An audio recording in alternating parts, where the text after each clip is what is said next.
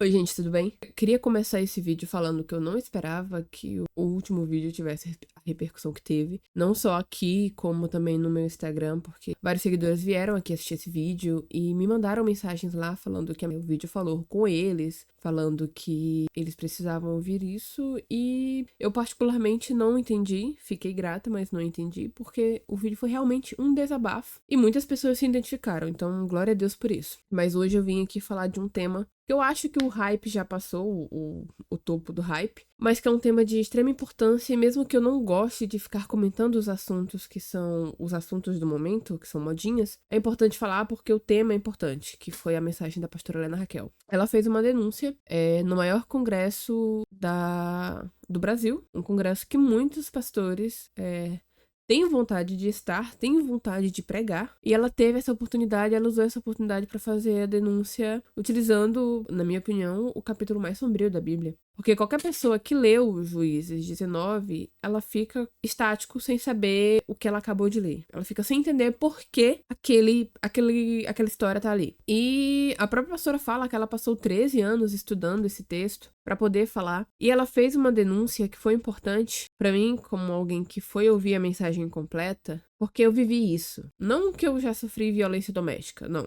Eu fui abusada, não por pastores, mas por um cristão. Porque meu abuso não foi só meu irmão. Meu irmão foi o único que cometeu o estupro em si, carnal, com penetração. Mas eu fui molestada pelo meu irmão, pelo meu tio, pelo vizinho, tanto no Piauí como no Maranhão, e o vizinho do Maranhão era crente.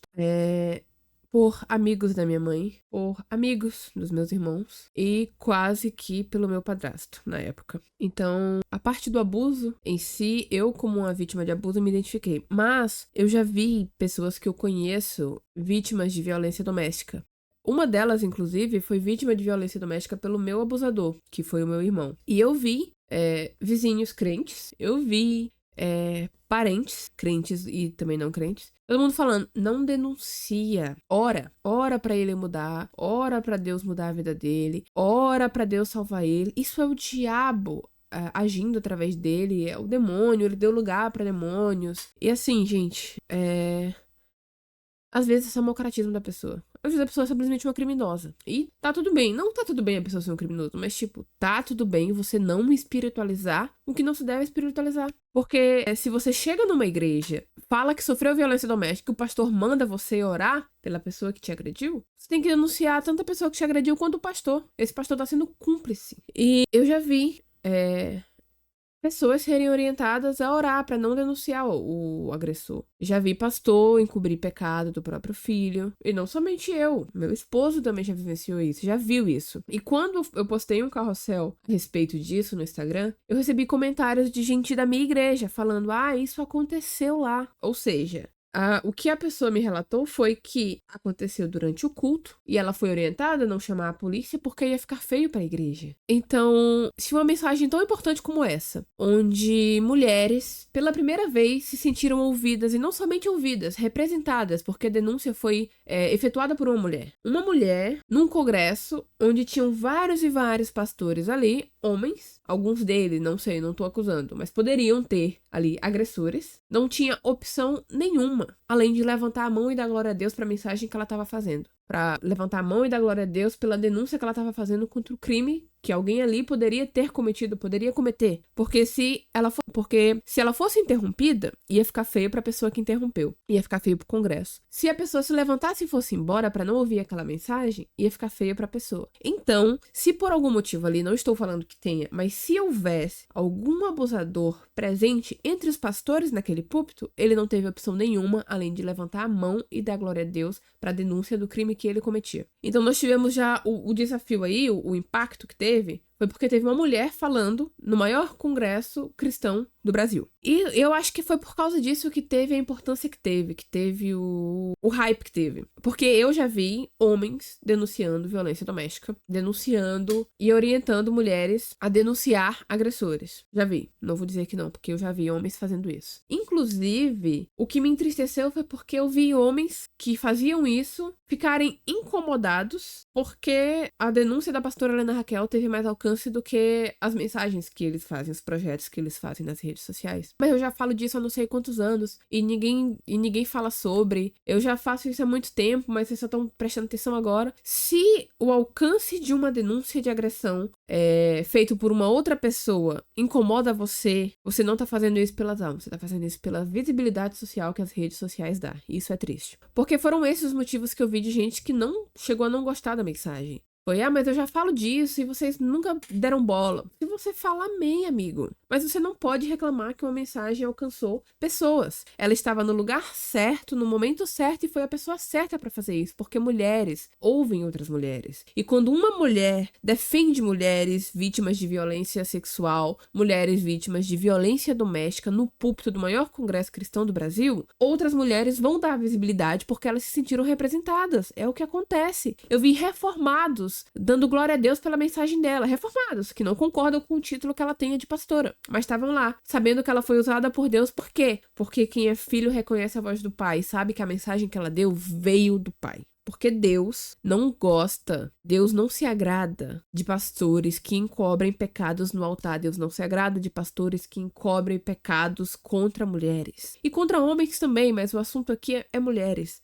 Tem gente que diz que a Bíblia é machista, mas a Bíblia tem diversos e diversos versículos, vários e vários contextos onde Deus dá dignidade e honra às mulheres. Em Números, eu acho que é Números 27, eu não decoro as coisas assim. Tem lá as filhas de Isolade, Deus falando pra Moisés que o que 5 mulheres pediam era justo, porque elas iam ficar sem herança porque o pai não tinha nenhum filho homem. Elas requereram a herança e Deus falou, é justo que elas estão pedindo.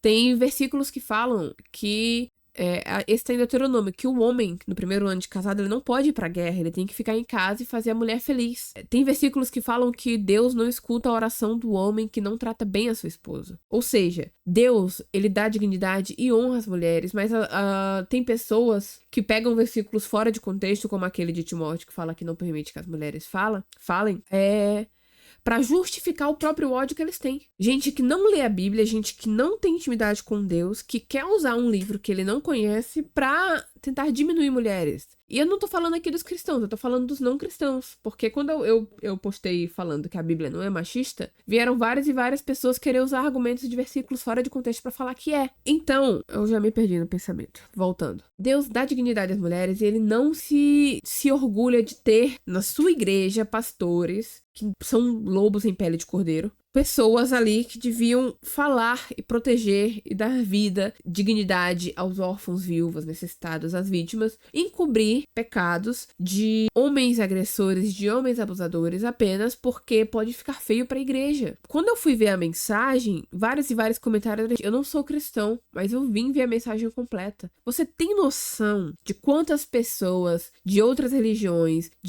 da igreja católica, pessoas que se autodenominam ateus, que foram no perfil do YouTube do maior congresso cristão do Brasil para ver uma mensagem cristã completa por causa da denúncia que uma pastora faz e usa a Bíblia. Uma pastora que usou os últimos momentos de sua pregação para ensinar mulheres e crianças o telefone que elas devem ligar em caso de necessidade. Então eu acredito que o alcance que essa mensagem toda teve foi por isso. Foi uma mulher certa, no lugar certo, falando no momento certo. E das pessoas que eu vi que criticaram a mensagem, que não gostaram, não é que não gostaram, mas falaram negativamente a respeito da mensagem, foram de pastores que eu não vou citar o nome aqui, mas eu já discordo em inúmeros motivos, por causa de como pregam, por causa do que pregam. Porque a questão da violência é um mero detalhe. Teve pastor que ficou incomodado pelo contexto que ela deu a respeito do levita, porque não precisava falar mal assim do homem. Mas esse não é o centro desse vídeo aqui. Aí houveram pastores incomodados porque já falavam disso há muito tempo e não tinham a visibilidade que ela teve. Houveram pastores incomodados por causa do contexto que ela deu ao levita. E houveram pastores incomodados porque está trazendo um olhar negativo para a igreja em ano eleitoral. E assim, se uma denúncia de violência doméstica, uma denúncia de que existem violências domésticas dentro da igreja, que na maioria das vezes, estatisticamente falando, porque tem estatísticas a respeito disso, tem estatísticas falando que mulheres evangélicas elas uma porcentagem maior que não efetuam denúncias evangélicas, tem estatísticas sobre isso, mas a pastora usou conhecimento empírico, porque ela disse que ela já viveu situações assim, eu já vivi situações assim, meu esposo já viveu situações assim. Então, se uma denúncia de que existem casos de violência na igreja que são encobertos pela liderança, se tem uma denúncia a respeito disso, e o que mais te incomoda é trazer um olhar negativo para a igreja em ano eleitoral, do que você parar e pensar, será que já aconteceu isso na minha igreja? Você não é um pastor. Você não deveria ser um pastor. Você é um falso profeta. E você envergonha, na maioria das vezes, o evangelho. Porque se a eleição te preocupa mais do que almas e vidas de possíveis vítimas, alguma coisa tá muito errada. Então eu acho que a denúncia da pastora, ela foi a mensagem certa no local certo, no momento certo. E só o que eu quero é que ela tenha atingido corações certos. Porque tem muita gente falando disso por causa do hype, porque vai dar visibilidade, vai dar like, você vai alcançar pessoas, porque é o assunto do momento. Mas eu não quero que seja assim. Pelo menos não com as pessoas que estão assistindo esse vídeo. Eu quero que, como a parábola do semeador diz, que quando a semente encontra o solo certo, ela floresce. Eu quero que essa mensagem tenha alcançado corações certos para que essa denúncia não tenha sido em vão e que isso não seja apenas uma coisa de momento. Que não seja apenas você falando a respeito disso, porque é o assunto do momento, como foi quando aquela menina fez a música lá do Evangelho de Fariseus. Todo mundo denunciando Marajó, o que você acha da ilha de Marajó? Qual a sua opinião sobre Marajó? E hoje em dia, eu nunca esqueci Marajó, mas eu me recusei a falar disso na época. E quem eu via falando na época não fala mais. Então eu quero que isso não seja uma coisa de momento, eu quero realmente que essa denúncia abra os olhos, não somente de pastores, mas de membros da igreja que tenham conhecimento de alguma coisa assim e que ajudem, acolham a vítima, denunciem o agressor, não permitam que a igreja seja um local para encobrir pecado. A igreja tem que denunciar o pecado não somente do mundo, mas da igreja também. A igreja não vai ter gente perfeita, a gente é pecador, a gente vai cometer pecado, o único perfeito foi Jesus. Então até o pastor que tá na sua igreja, o pastor que tá na minha igreja, ele pode sim cometer erros. O que a gente não pode é passar a mão na cabeça desses erros. A gente tem que denunciar, a gente tem que acolher a vítima, denunciar o agressor. Tem que perdoar, mas não tem problema nenhum perdoar com ele na cadeia. Ora por ele com ele lá na cadeia. Não é pecado. Então, por favor, que essa mensagem, que isso não tenha sido uma coisa de momento, que o seu coração seja o solo fértil para que essa denúncia, ela venha acender uma indignação para que você, na sua igreja,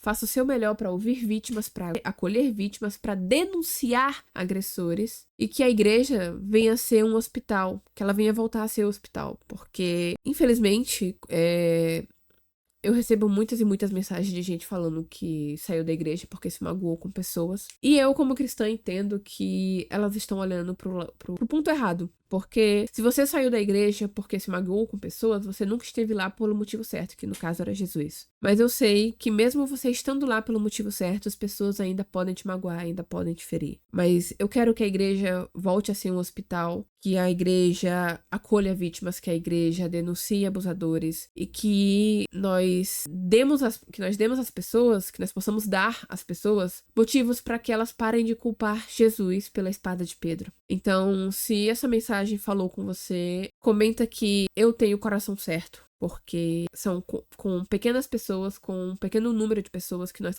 podemos começar uma grande diferença. E eu acredito que se você viu esse vídeo até o final, você é uma das pessoas que fará essa diferença na igreja e na nossa sociedade atual. Então, muito obrigada, até a próxima.